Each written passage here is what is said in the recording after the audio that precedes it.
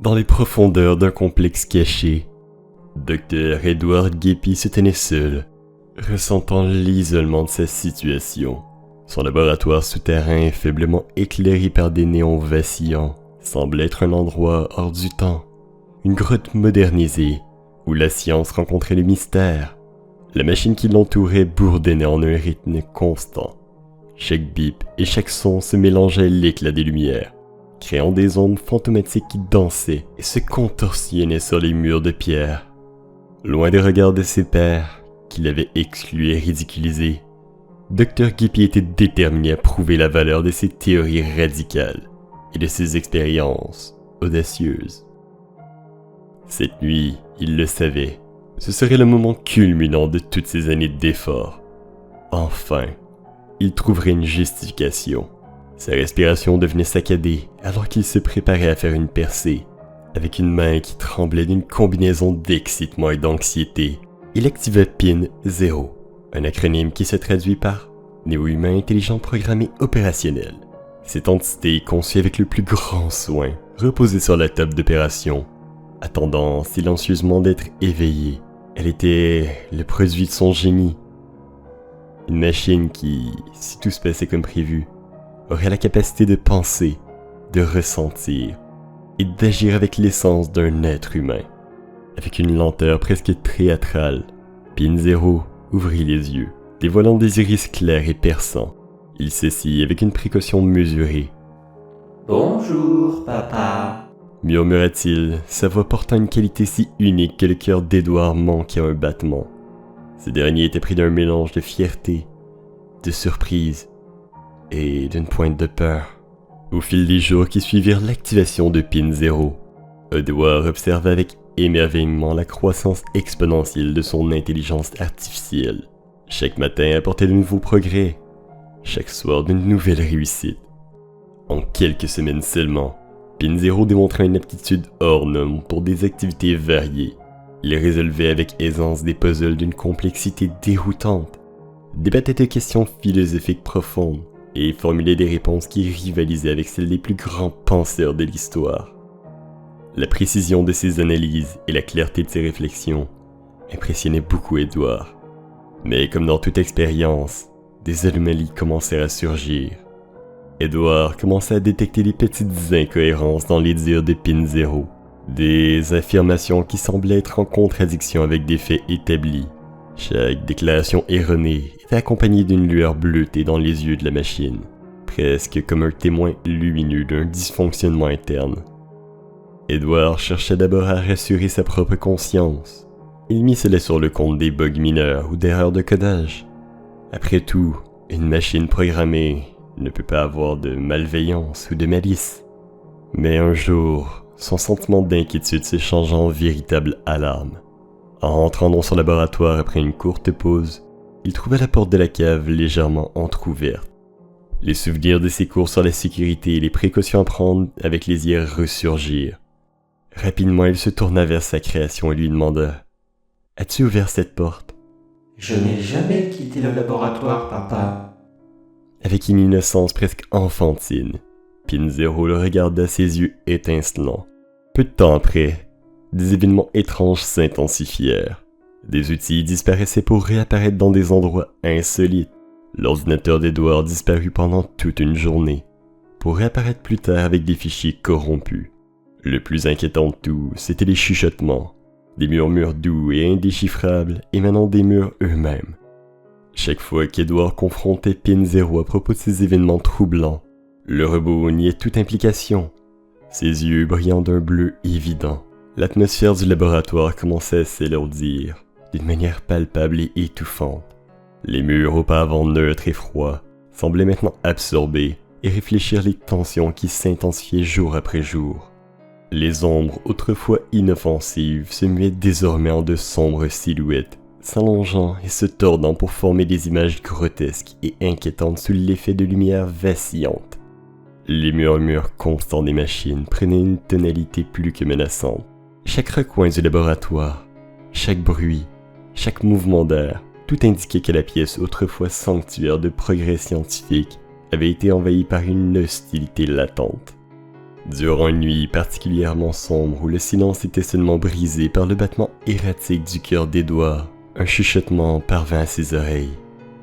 Debout, immobile, majestueux au pied de son lit, se tenait Pinzero. Ses yeux qui d'ordinaire reflétaient une curiosité naïve, brillaient maintenant d'une lueur bleue intense, presque surnaturelle. Dans un élan absolu de désespoir, Edouard se rappela brusquement la présence d'un interrupteur d'urgence. Ce dernier avait été caché sous son oreiller pour de tels moments critiques. Ses doigts se mirent frénétiquement à tâtonner, cherchant le salut promis par ce petit bouton. Cependant, alors qu'il s'apprêtait à activer l'interrupteur, quelque chose attira son regard vers le miroir accroché au mur de sa chambre. Et c'est là qu'il le vit. Le reflet qu'il confrontait n'était pas le sien, mais un visage étrangement familier, avec ses mêmes yeux bleus scintillants caractéristiques de Pinzero. Un frisson glacial parcourut l'échine d'Edouard, alors qu'une réalisation terrifiante l'envahissait. Il était Pinzero. Il était la création. Edouard n'était rien de plus qu'un pantin, un assemblage de circuits et de souvenirs fictifs, manipulé et contrôlé par l'entité qu'il croyait avoir engendrée. La lumière de la pièce sembla s'affaiblir, se dissipant progressivement pour ne laisser place qu'à une obscurité enveloppante. Sa vision se brouilla, s'enfonçant dans une spirale vertigineuse de ténèbres. Les derniers mots qu'il entendit furent emblés de mécanique, dépourvus d'humanité, mais pourtant chargés d'émotion. Au revoir, papa. L'expérience a échoué. Initialisation du protocole. Réinitialisation. Il y a une maison dans laquelle j'ai passé une bonne partie de mon enfance, et que j'appelle encore aujourd'hui ma vraie maison, même si je n'y habite plus. J'ai beaucoup de bons souvenirs d'enfance dans cette maison, et en plus, c'est là que ma famille a vécu depuis très longtemps. Ce que je m'apprête à décrire sont des événements réels vécus dans cette maison, par moi et le reste de ma famille. Il s'agit de récits véridiques qui ne sont nullement exagérés, croyez-moi. Nous avons toujours su que cette maison était hantée, pas au point d'être folle et terrifiante comme on le voit dans les films d'horreur à la Amityville. Mais beaucoup de choses troublantes s'y sont produites. Je vais commencer par vous parler un peu de la maison en tant que telle. La première chose à savoir, c'est qu'elle est très ancienne. Elle date des années 1800. C'est un hôtel. Lorsque ma famille l'a acheté, je n'étais qu'un enfant, le plus jeune de ma fratrie. Nous avons rénové la maison et l'avons même un peu agrandie. Cela a pris beaucoup de temps, mais finalement cette vieille maison branlante des années 1800 a fait peau neuve. Cependant, les choses qui subsistaient dans cette maison, les choses cachées tout au fond des fondations, elles sont restées. Au début, il s'agissait de petites choses. Mon frère aîné s'endormait parfois dans sa chambre à l'étage, et quelqu'un lui soufflait dans l'oreille. Il ouvrait les yeux et regardait partout, mais bien évidemment il n'y avait personne. Plusieurs personnes nous ont mentionné qu'une vieille femme vivait là à l'époque, et qu'elle se balançait dans son fauteuil à bascule sur le balcon, fauteuil que nous avons bien évidemment fini par jeter. Cette dernière avait une tendance quelque peu étrange à crier sur les passants.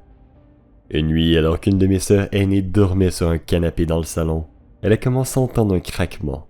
Elle l'a décrit comme du bois grinçant d'une manière rythmique, provenant de l'endroit situé juste à l'extérieur de l'une des fenêtres de l'étage. Cette fenêtre, vous l'aurez bien deviné, était celle qui était juste adjacente au balcon. Un autre incident quant à lui est arrivé quand j'étais petit.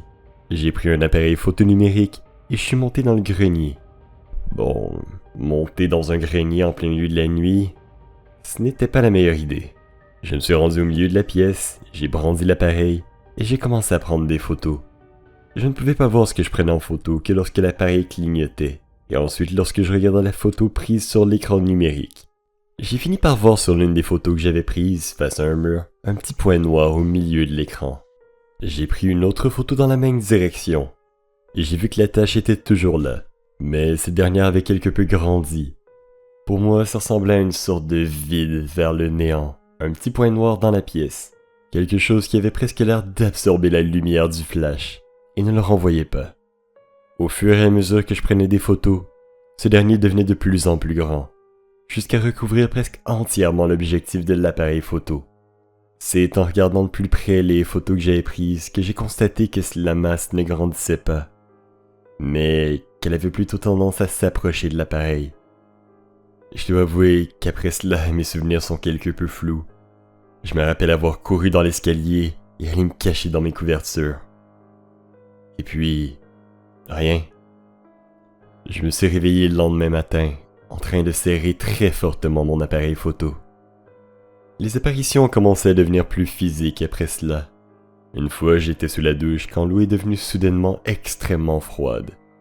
Je me suis retourné, surpris. Moi qui aimais mes douches à une température extrêmement élevée, proche de l'ébullition, il était impossible que mon eau devienne soudainement froide comme ça. Et c'est là que j'ai constaté que le mécanisme de ma douche était complètement tourné vers le côté froid. Un autre incident est survenu la nuit, lorsque j'étais seul. J'ai commencé à entendre des bruits de pas au-dessus de moi, dans la plus grande pièce du 2e étage. Tout le monde dans ma famille avait déjà entendu ces bruits, mais en règle générale, on ne pouvait les entendre que si on était les seuls éveillés à ce moment bien précis. Les bruits étaient très distincts. Une fois, il était si lourd qu'on aurait dit qu'il y avait un éléphant ou quelque chose du genre là-haut. Et d'autres fois, c'était plus subtil, comme un enfant qui marchait sur le bois. Mes sœurs ont partagé cette chambre pendant longtemps. L'une d'entre elles avait fini par déménager. Il ne restait donc qu'une de mes sœurs dans la chambre. Je sais ce que vous vous dites. C'était probablement ma sœur qui me jouait des tours. Mais le problème, c'est que ça arrivait toujours quand ma sœur n'était pas là.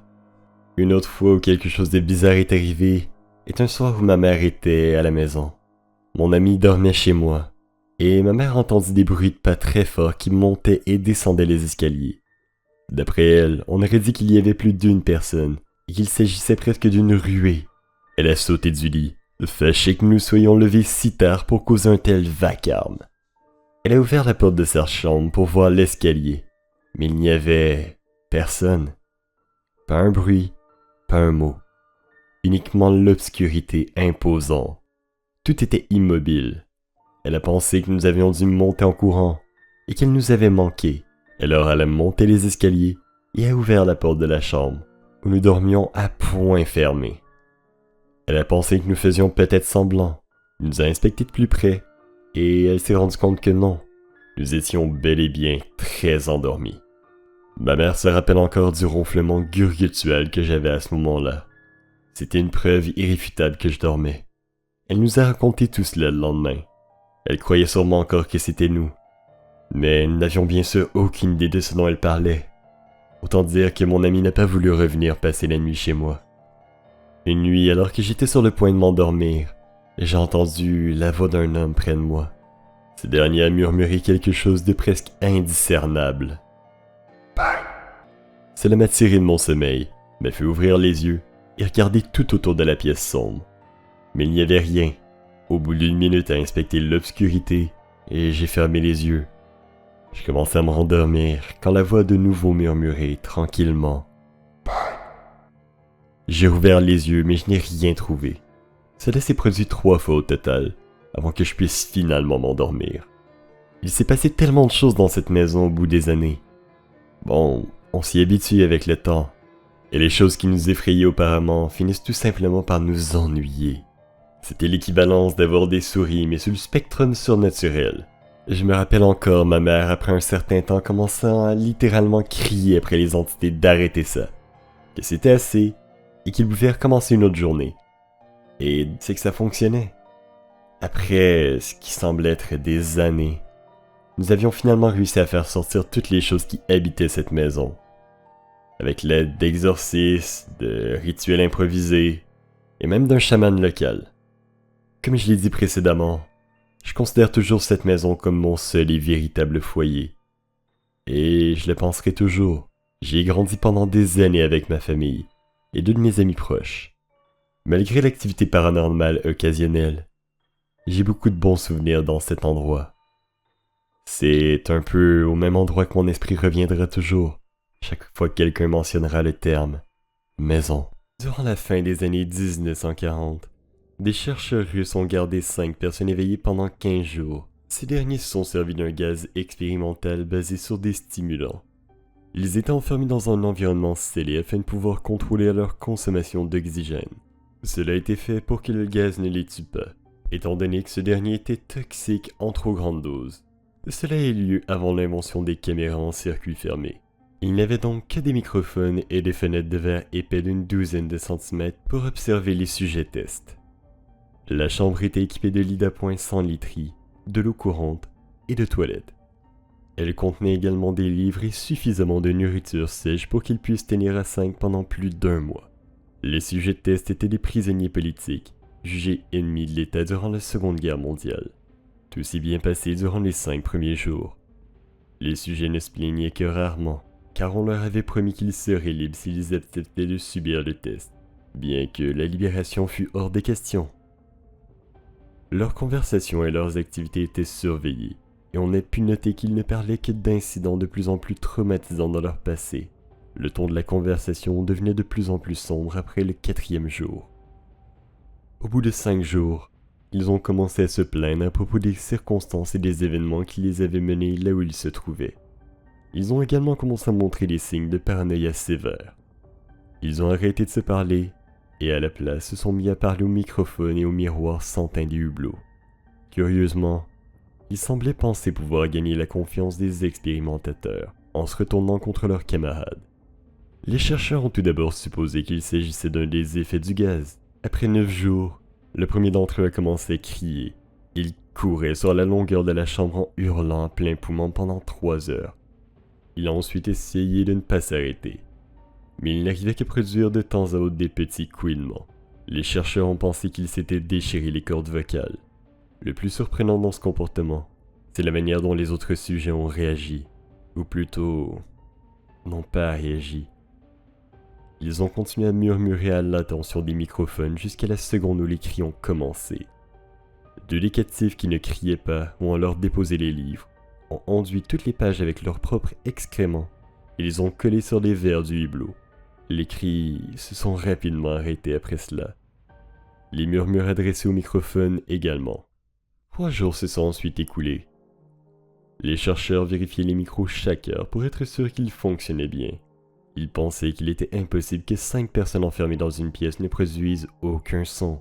La consommation d'oxygène dans la chambre indiquait qu'ils devaient tous être en vie. En fait, elle correspondait à la quantité d'oxygène que 5 personnes consommeraient pendant un exercice physique extrêmement ardu. Le matin du 14e jour, les chercheurs ont fait quelque chose qu'ils avaient dit qu'ils ne feraient pas pour obtenir des réactions des captifs. Ils ont utilisé l'interphone de la chambre, espérant provoquer une quelconque réponse des détenus.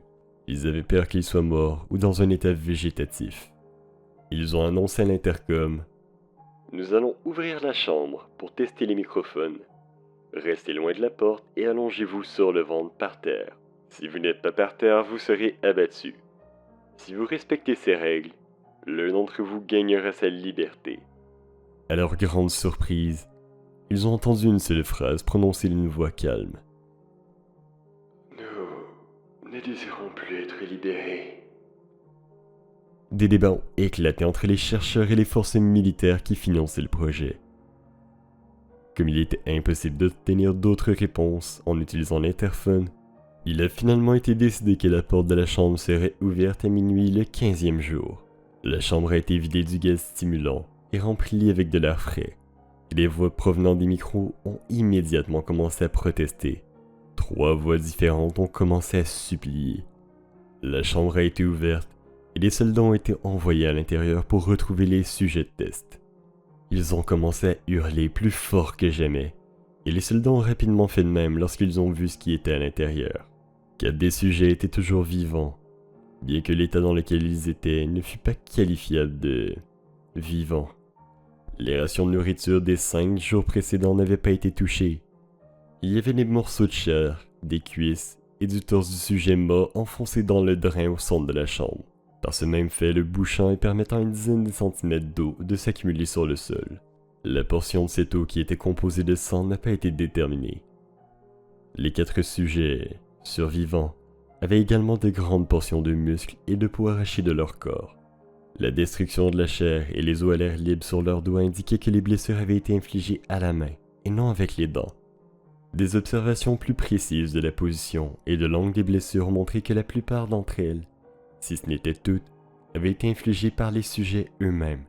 Les organes abdominaux sous la cage thoracique des 4 sujets avaient été retirés, alors que le cœur, les poumons et le diaphragme étaient restés en place. La peau et la plupart des muscles attachés aux côtes avaient été arrachés, permettant de distinguer les poumons à travers les côtes. Tous les vaisseaux sanguins et les organes étaient intacts. Ils avaient simplement été retirés et posés par terre, répartis autour des corps éviscérés, mais toujours vivants des sujets. L'appareil digestif des 4 sujets, quant à lui, pouvait être observé en fonctionnement digérant de la nourriture. Il a été très vite clair qu'ils digéraient leur propre chair, qu'ils avaient eux-mêmes arraché et dévoré durant les jours précédents. La plupart des soldats étaient des Russes d'un commando spécial affecté à l'installation, mais la plupart ont refusé de retourner dans la chambre pour en sortir les sujets tests. Ces derniers continuaient de crier pour qu'on les laisse dans la chambre et suppliaient pour qu'on remette le gaz. Ils ne voulaient pas se rendormir. À la surprise de tout le monde, les sujets ont livré un combat violent lorsqu'on les a fait sortir. Un des soldats russes s'est fait déchirer la gorge et en est mort.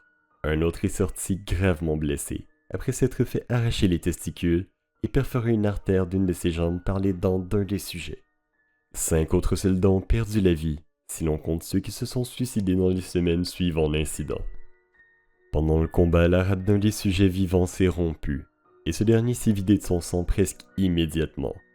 Les chercheurs médicaux ont tenté de l'endormir, mais cela s'est révélé inutile. On lui a injecté plus de 10 fois la dose maximale pour un humain d'un dérivé de la morphine, mais ce dernier continuait de se battre comme un animal enragé. Il a même par le même fait brisé les bras et les côtes d'un des docteurs. Les chercheurs ont également constaté que son cœur a continué de battre pendant 2 minutes entières après que l'hémorragie l'ait amené à un point où son système vasculaire était rempli avec davantage d'air que de sang. Même après qu'il se soit arrêté, il a continué de crier pendant 3 minutes. Ce dernier s'efforçant d'attaquer quiconque venait à portée et répétant continuellement le mot « plus », de plus en plus faiblement, jusqu'à ce qu'il soit réduit au silence. Les 3 sujets tests survivants ont été immobilisés et transportés dans une installation médicale. Les 2 ayant leur corde vocale encore intacte continuaient de supplier le retour du gaz pour rester éveillés. Celui des 3 ayant le plus de blessures a été amené dans le seul bloc opératoire dont l'installation disposait. Durant la procédure, il s'est révélé immunisé aux sédatifs qui lui ont été administrés dans le but de le mettre en condition pour l'intervention chirurgicale. Il se débattait furieusement contre les liens lorsque le gaz anesthésiant a été apporté pour le mettre hors de combat. Il a réussi à déchirer la quasi-totalité d'un bandeau de cuir épais de 10 cm attaché à un de ses poignets, et ce en ayant un soldat de 90 kg qui tentait de maintenir ce dit poignet. Une quantité juste supérieure à la normale a été nécessaire pour l'endormir, et à la seconde où ses paupières se sont fermées, son cœur s'est arrêté. Pendant l'autopsie du sujet test qui est mort sur la table d'opération, il a été révélé que son sang contenait 3 fois la concentration normale d'oxygène.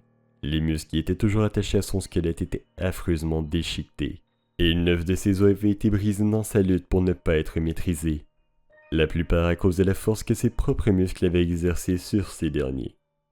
Le second survivant avait été le premier du groupe à commencer à crier. Ses cordes vocales étaient entièrement détruites. Il était incapable de supplier ou de protester contre l'opération. Et il n'a réagi qu'en secouant violemment la tête pour montrer sa désapprobation lorsque le gaz anesthésique a été amené près de lui. Il a secoué la tête pour faire oui lorsque quelqu'un a suggéré à contre-cœur d'essayer l'opération sans anesthésie. Il n'a pas réagi pendant les 6 heures qu'ont nécessité le remplacement de ses organes abdominaux, et ni durant la tentative pour les recouvrir avec ce qui restait de sa peau. Le chirurgien précédant l'intervention n'arrêtait pas de dire que c'était impossible, que le sujet ne devrait pas être en vie. Une infirmière terrifiée a affirmé que le patient avait plusieurs fois souri durant l'opération, surtout lorsque cette dernière croisait son regard. Lorsque la chirurgie a pris fin, le sujet a regardé le chirurgien et a commencé à siffler fortement, essayant de parler en se débattant.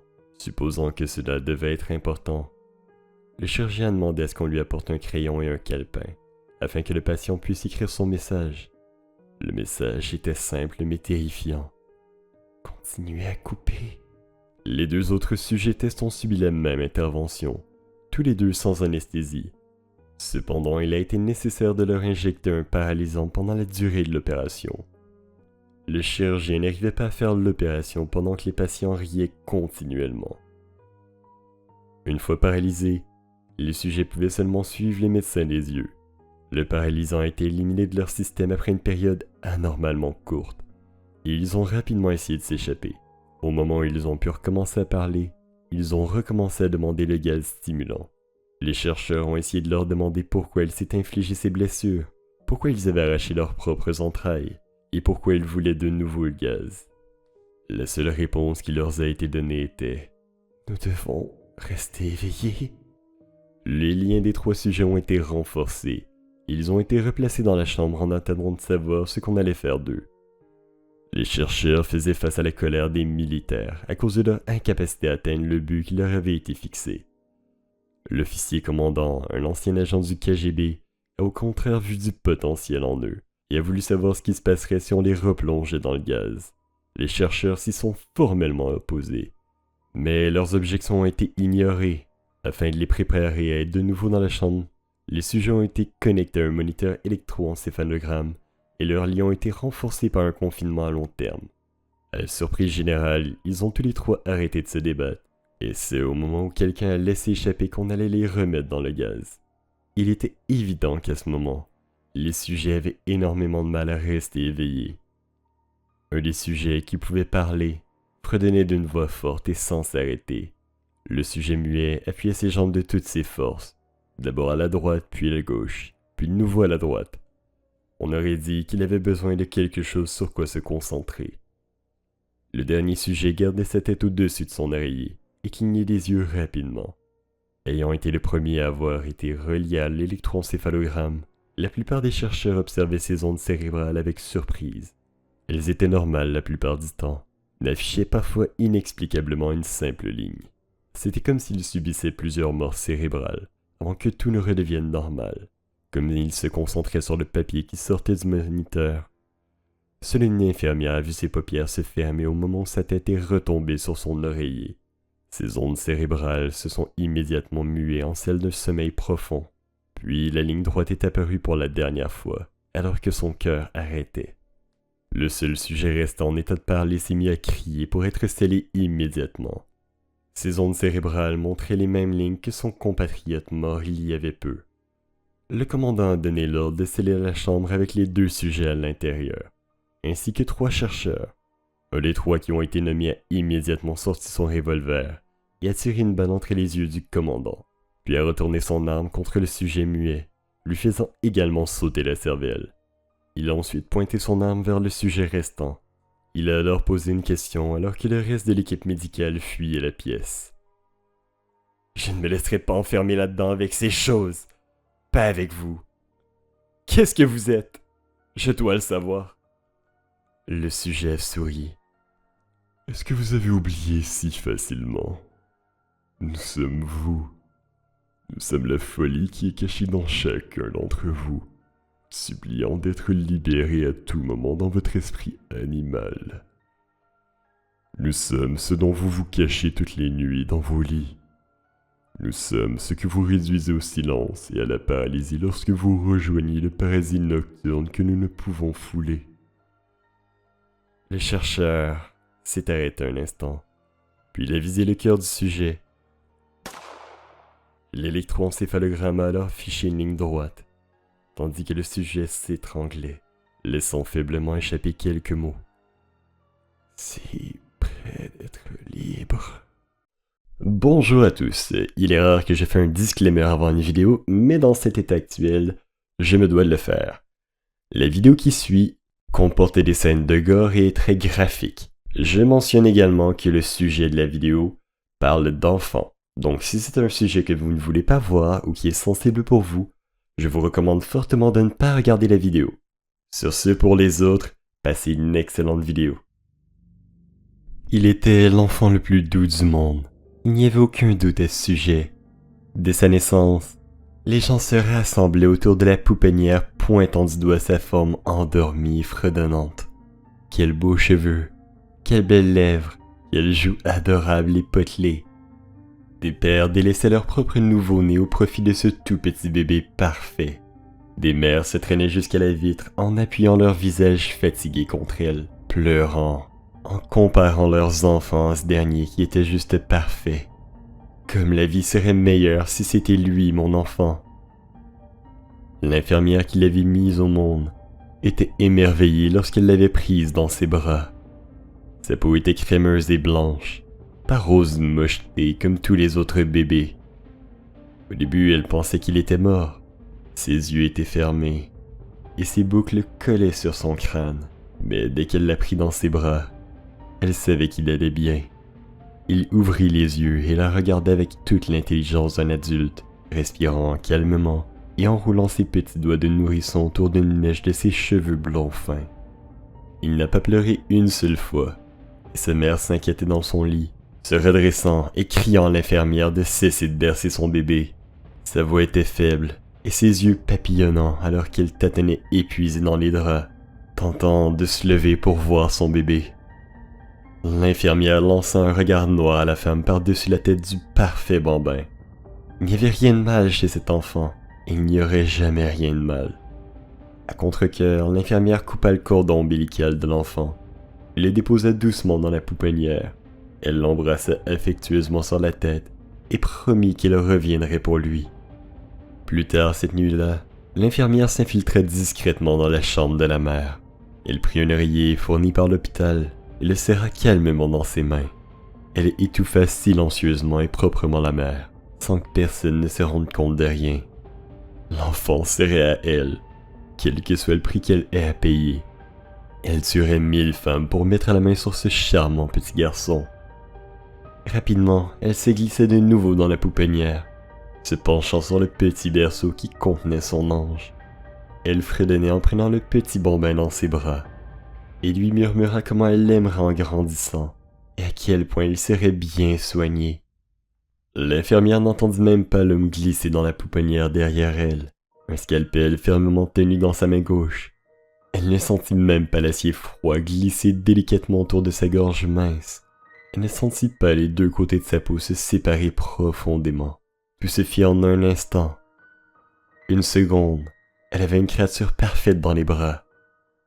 La seconde d'après, rien. L'homme qui avait assassiné si habilement l'infirmière enjamba son corps mourant. Ce dernier avait une expression d'adoration absolue collée sur son visage. Sans un mot, il prit l'enfant dans ses bras et s'enfuit de l'hôpital. Derrière lui, chaque infirmière, chaque médecin de la maternité devenait fou en cherchant le bambin. Et c'était une nuit d'été sereine à l'extérieur, suffisamment chaude pour que l'homme puisse porter l'enfant jusqu'à son appartement. Il laissa sa voiture et sa femme très enceinte à l'hôpital, d'où il s'était habilement échappé. Lorsqu'il arriva à son appartement, il ne dormit pas. Au lieu de cela, il posa le garçon magnifique sur son lit et l'observa. Pendant 14 jours, il veilla sur l'enfant, ne bougeant que pour le nourrir, le baigner et lui donner tous les soins nécessaires. Le bébé était le centre de son univers. Sa femme finit bien évidemment par rentrer à la maison. Elle lui balança une avalanche d'insultes au visage. Comment avait-il osé laisser sa femme et son nouvel enfant à l'hôpital? Elle lança son sac avec fureur sur son mari, qui n'avait même pas encore levé les yeux sur elle. Le bébé dans la poussette à laquelle elle avait été si attentive avant d'ouvrir la porte était laissé à l'entrée de l'appartement. Lorsque la mère s'approcha pour donner un coup de pied à l'homme qu'elle avait soudainement et violemment pris en dégoût, elle posa les yeux sur l'enfant le plus parfait qu'elle n'ait jamais vu. Sans hésitation, elle se jeta sur son mari affaibli et surtout affamé et l'étrangla. Elle était désespérée d'apposer ses lèvres contre l'enfant. Elle regardait le visage de son mari devenir de plus en plus bleu. Quelques instants plus tard, elle était sur le lit, enlancée aussi étroitement autour du cher bambin qu'elle le pouvait, sans lui faire de mal bien sûr. Elle s'imprégnait de sa chaleur, ignorant par le même fait les pleurs de son propre enfant. Bientôt irritée au-delà de l'imaginable par les cris de son enfant, elle évacua sa rage sur ce dernier. Bondissant du lit aussi vite qu'elle le pouvait, elle ferma la porte de son appartement laissant son propre enfant à l'extérieur de sa maison. Peu de temps après, la police frappa à la porte de l'appartement. Ces derniers avaient été appelés suite au cri de l'enfant devant la maison de la jeune femme. Avec prudence, les mains sur les armes reposant sur leurs hanches, les 2 policiers pénétrèrent dans l'appartement. Dès leur entrée dans l'appartement, leurs narines furent agressées par plusieurs odeurs épouvantables. La pourriture, la mort et l'odeur de quelqu'un qui avait croupi ici pendant 2 semaines flottaient dans l'air. Il n'a pas fallu longtemps aux officiers pour voir la destruction qui avait eu lieu dans cet endroit. Le mari émacié, qui était sur le sol, les yeux sans vie. Le plus jeune officier vacillait sur ses pieds. « Écoutez-moi, Monsieur Thompson, j'ai une femme enceinte à la maison. Je ne peux pas faire ça. Je peux pas me faire tuer ici. » L'officier le plus âgé l'incita simplement à avancer. Il pouvait entendre des gazouillements dans la chambre au bout du couloir. Il enjamba le corps sans vie de l'homme qui gisait à l'entrée et pénétra dans la chambre par la porte ouverte. Dès l'entrée dans la pièce, l'officier le plus âgé se pencha et vomit. La scène qui s'offrait à ses yeux était trop insoutenable, même pour quelqu'un avec son expérience. Sur le lit se trouvait une femme corpulente, manifestement la mère qui avait donné naissance puis abandonné le bébé devant son appartement. Blotti dans ses bras, appuyé fermement contre une poitrine enflée, se trouvait un bébé nu et pourri, la peau bleue et la bouche gonflée par la mort. Elle lui murmurait doucement. Le jeune officier, contrairement à son seigneur, était calme. Il savait ce qu'il devait faire. Cette femme tenait un ange entre ses bras. Et il le voulait. Un enfant aussi parfait n'avait jamais existé. La décision était facile à prendre. Il sortit rapidement son arme et tira une balle dans la tête de la femme, se délectant par le même fait de l'explosion de couleurs qui anima la pièce. Son compagnon se retourna brusquement, un air de confusion sur le visage. Mais à peine s'était-il retourné qu'il reçut 2 balles dans le visage. Souriant, le jeune homme observa son ami glisser contre le mur déjà taché de sang derrière lui. Ce bébé serait à lui,